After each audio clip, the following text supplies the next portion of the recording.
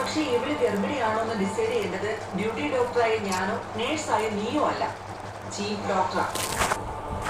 Madam പറയുന്നത് വരെ നീ നിന്റെ വാ തുറക്കരുത്. ഞാനിത് പറയുന്നില്ല, പക്ഷെ ഉറപ്പാ ഈ കുട്ടി പ്രഗ്നന്റാ.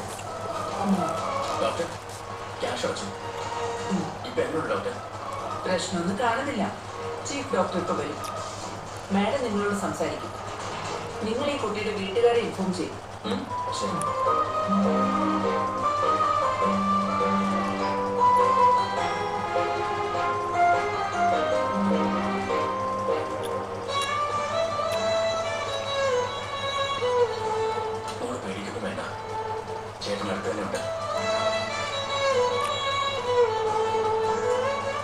കണ്ണു തുറക്കുന്നതിന് മുൻപ് ഇവിടുന്ന് പോകണം.